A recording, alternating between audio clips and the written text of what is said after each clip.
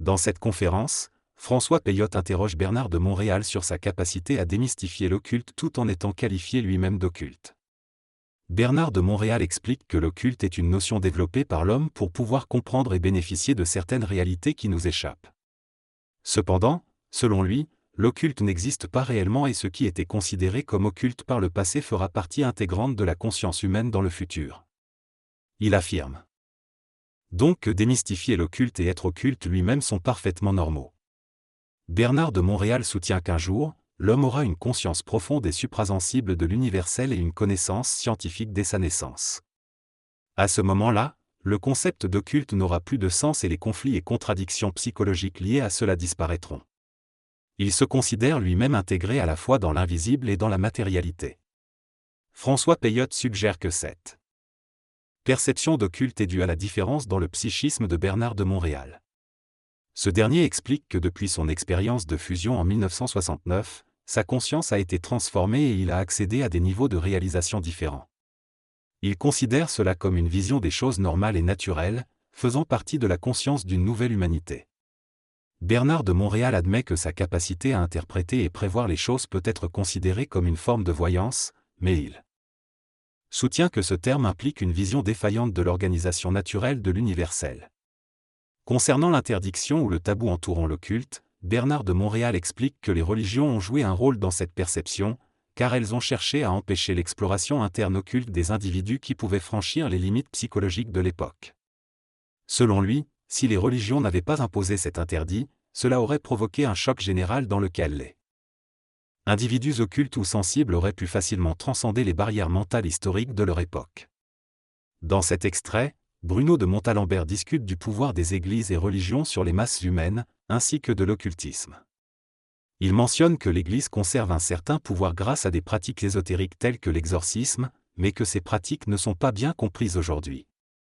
Certains psychanalystes ont accès à ce matériel, mais ils ne sont pas capables de restaurer pleinement ces forces occultes dans l'esprit de l'homme en raison de leur méthodologie chimique.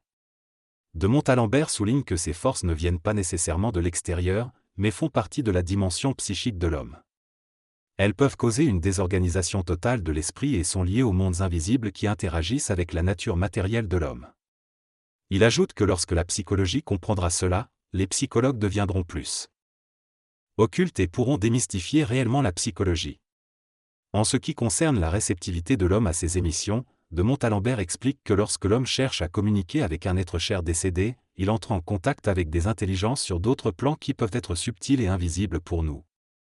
Cela peut être néfaste pour l'homme, car il ouvre ses centres à ces intelligences et peut subir des conséquences indésirables.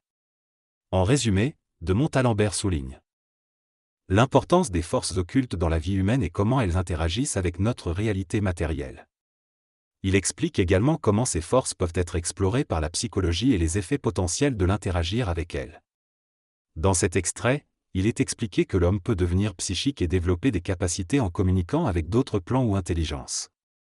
Cependant, il est nécessaire d'être solide et équilibré pour éviter d'être dominé par ces intelligences. Certains phénomènes de pouvoir ou de manifestation peuvent être le résultat de ces contacts, mais ils peuvent aussi être liés à des expériences évolutives. Par exemple, certains hommes vivent des forces psychiques en relation avec d'autres plans d'intelligence. Il est également mentionné que certaines entités peuvent influencer les expériences planétaires des individus, comme dans le cas des saints qui manifestent des pouvoirs spirituels. L'Église catholique reconnaît ces phénomènes et a une section scientifique spécialisée dans ce domaine. Il est également souligné que l'invisible est aussi réel que le matériel et que nous devons reconnaître cela pour utiliser notre énergie interne de manière équilibrée. Le génie d'une personne est expliqué comme étant le résultat de l'accumulation d'expériences passées qui se manifestent dans une activité créative bénéfique pour l'humanité. Le lien entre l'esprit et l'ego est une relation d'énergisation et d'expérience. Plus l'esprit est évolué, plus il a d'expérience de l'ego et de la manière de manipuler l'énergie à travers les différents plans de l'homme. L'esprit crée l'homme et joue un rôle dans son développement sur le plan matériel. Le cerveau éthérique fait partie de l'infrastructure de la conscience cérébrale de l'homme et est la substance même de son intelligence. Plus l'homme évolue, plus son cerveau éthérique se développe, ce qui lui donne accès à des mémoires plus vastes et à une conscience plus étendue. Il y a une relation directe entre le cerveau éthérique et le champ de force de l'homme. Lorsque le cerveau éthérique sera pleinement développé, le champ de force sera soumis à sa volonté, fruit de la fusion entre l'ego et l'esprit. Les neurones du cerveau physique sont déjà parfaitement développés et il n'y a plus d'évolution à attendre à ce niveau. C'est maintenant le cerveau éthérique qui se développe et lorsque sa vibration sera suffisamment élevée, il se connectera avec les neurones, permettant ainsi une activité mentale supramentale.